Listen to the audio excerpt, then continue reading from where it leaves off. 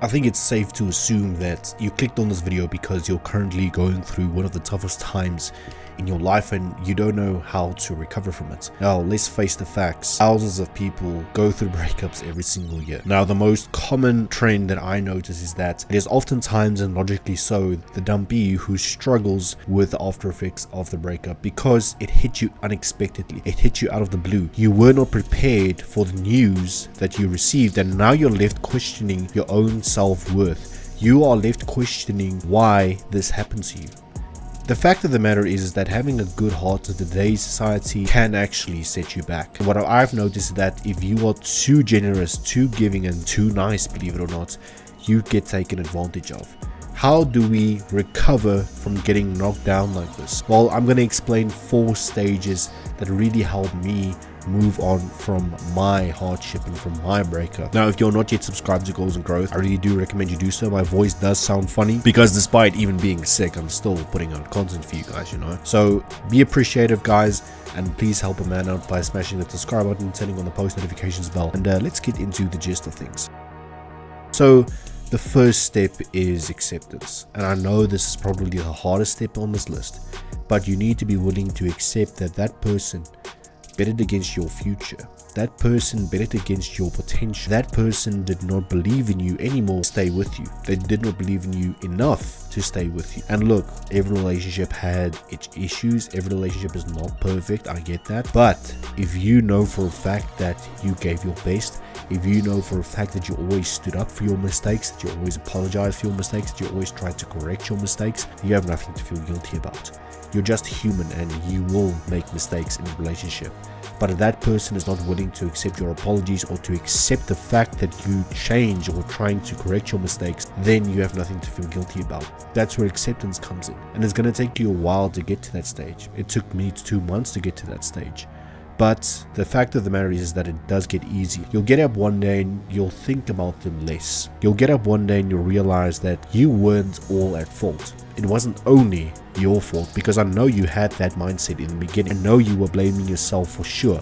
I know you were laying there each night asking yourself, what could I have done better? My friend, you did everything you could. Even if you tried to fix it afterwards, that's even more reassurance. You did everything you could to try and save the sinking ship. You could not do it from one side. It's a two-way street. If that other person wanted to save it, they also would be putting in the effort. Right, now, step number 2 is obviously rebuilding. You need to be willing to rebuild your self-confidence because right now it has taken a knock. You were basically told that you are not good enough. You were basically told that your future is not worth betting for, and that took a toll on your ego. Even if you weren't willing to admit it, your ego took a knock. And now you don't quite know how to restructure it and how to rebuild it. It's simple. Do things that build your value. Increase your knowledge. Focus on your career. Start a side hustle. Cliche enough, go to the gym. Yes, it does help, and that physical therapy turns into emotional and mental therapy. The discipline and the consistency and the character that you build in the gym is second to none. And I promise you it will carry over into your emotional and mental health as well. Just give it a try. But it's not only the gym we're talking about. We're talking about really improving the person that you were in the relationship. And you might have not had many faults to begin with, but there's always room to build better. There's always room to get better. And it is your responsibility to realize that only you can do that because no one is coming to save you. I know that what you went through is immense. What you went through is literally soul destroying. Trust me, I know because I've recently been there. You continuously question your own worth and your own self-confidence to a point where you don't even recognize yourself anymore. But then one day you'll get up and you'll realize that, why am I even doing this? Why am I even wasting my time? Why am I even worrying about a person who does not give a shit about me? That's the question you need to be asking yourself really. Why do you give a shit about a person who doesn't clearly not give a shit about you? Because if they did, they would be trying to fix things with you.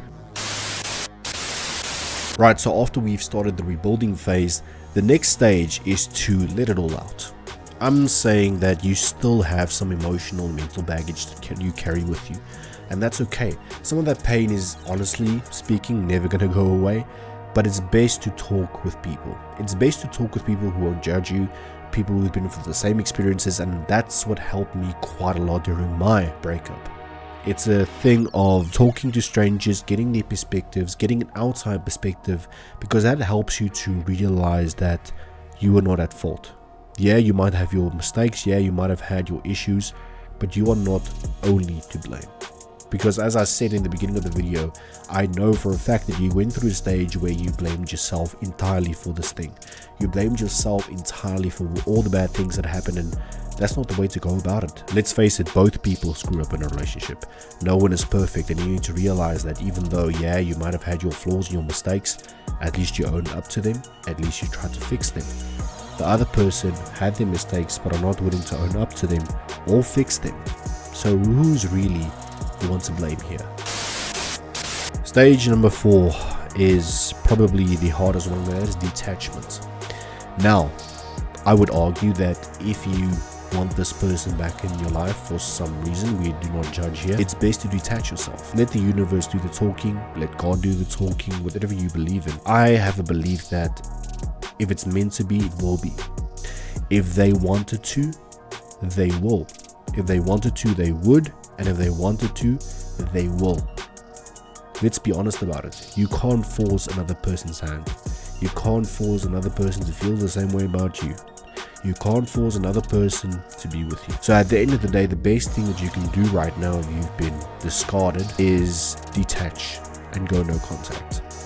And that's the most popular advice because yes, it works. What's the use of keeping on fighting even though you want to with your whole heart? But what is the use of keeping on fighting for someone who's not fighting back? Putting in time and effort into someone who's not putting time and effort back into you. Bro, you are pouring from your glass. Nothing is being poured into your glass.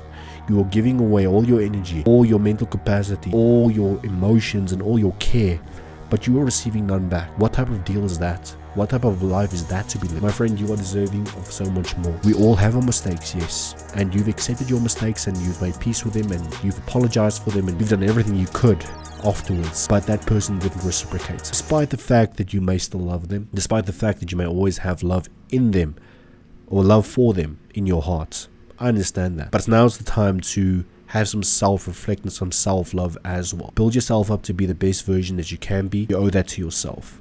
You've been postponing too long. You've been letting this getting you down for too long. It's time for the comeback. I hope you enjoyed this video and I hope you heal very speedily. I'll see you next time.